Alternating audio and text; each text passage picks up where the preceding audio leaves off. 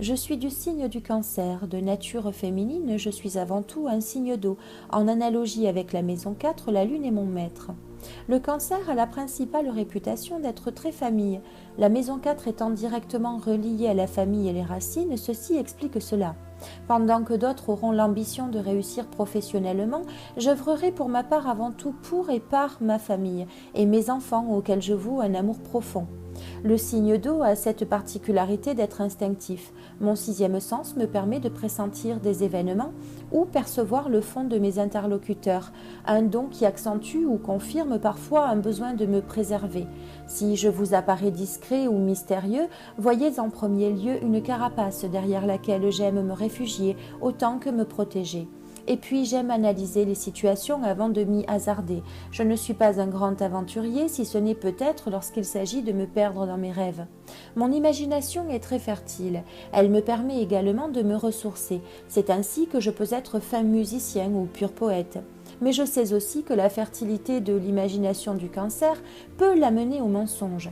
Certains de mes amis Cancer peuvent être mythomanes ou se complaire à s'inventer une vie ou des histoires. Tout dépend de la limite mise ou non dans notre imaginaire et de l'usage que l'on en fait. Pendant que certains me définiront de paresseux, les plus sensés auront compris qu'il ne s'agit en rien de fainéantise, mais d'une faible réserve d'énergie à ma disposition. Facilement épuisé, il me faut des moments à moi, dans la solitude entre autres, pour me requinquer rapidement. Par conséquent, mieux vaut ne pas tenter de me brusquer, vous ne feriez que me braquer. C'est de là que part une de mes faiblesses, quelque saute d'humeur que l'on peut associer à du pessimisme.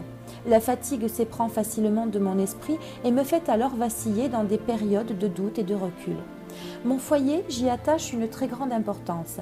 Il est un noyau, le cœur même d'une famille que j'aspire à construire, un havre de paix dans lequel tout le monde doit se sentir bien et au chaud.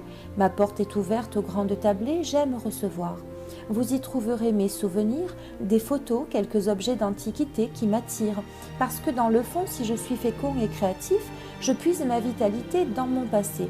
D'accord, cela me procure un air de nostalgie parfois, mais rarement dans la tristesse. Le danger, je le fuis. En tout cas, je ferai tout pour l'éviter. J'aime autant la tranquillité que me sentir sécurisée. Ainsi, je ne suis pas des plus vaillants. Mais ne vous méprenez pas, je suis une personne robuste, dès lors que je peux puiser ma force dans mes liens avec mes proches.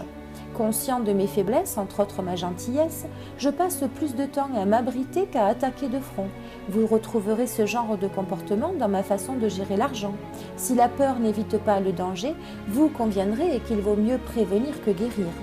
En amour, je materne, je sais, ce n'est pas toujours recommandé, mais c'est plus fort que moi. J'aime prendre soin de mon partenaire, me soucier de son bien-être et de son confort. Le hasard me fait peur, je mise donc sur l'engagement et la stabilité. Si j'aspire à me sentir sécurisée, je fais toujours au mieux pour tranquilliser mon petit monde.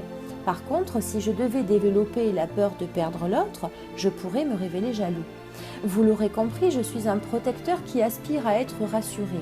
Doux, attentionné, à l'écoute, je n'en attends pas moins de la personne qui me rejoindra dans mon rôle de parent attentif. Je suis un vrai gentil, de ceux qui savent écouter, aider, comprendre. J'aime la créativité, mes moments de solitude. Je suis un intuitif et un amoureux des relations humaines. Ne soyez donc pas surpris de me retrouver dans des univers différents tels que la psychologie, la communication, l'humanitaire, l'artistique ou encore dans l'archéologie ou l'histoire.